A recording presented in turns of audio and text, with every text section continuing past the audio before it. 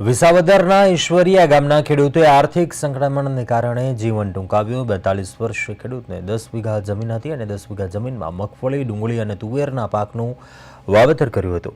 મગફળી, ડુંગળી અને ઉનાળુ પાક તલ અડદનો પાક નિષ્ફળ જતા ઘણા સમયથી પોતે ચિંતામાં હતા અને કમોસમી વરસાદને કારણે પાક નિષ્ફળ જતા આપઘાત કર્યો।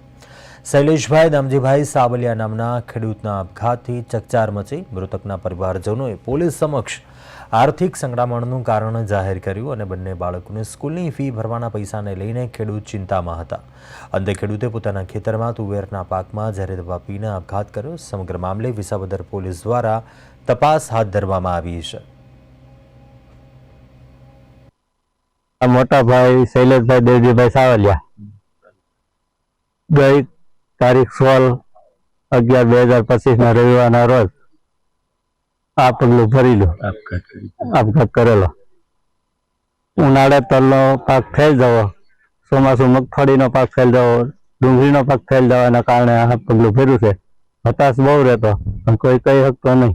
કાલે અમારા ગામમાં એક ખેડૂત ખાતેદાર આત્મહત્યા કરી ગયેલ હોય, જેમને ઉનાળુ તલ ફેલ ગયેલ હોય, ચાલુ સિઝનમાં મગફળી અને ડુંગળી પણ તૈયાર થયેલ હોય, ઉપાડેલી પડેલી હોય, પરંતુ મજૂરીનો ખર્ચ પણ ન નીકળે એમ હોય, જેથી માનસિક રીતે ભાંગી અને પોતે આપઘાત કરી ગયેલ હોય, જે ખૂબ જ દુઃખદ ઘટના બની ગયેલ હોય। ઈશ્વર એમના આત્માને શાંતિ આપે।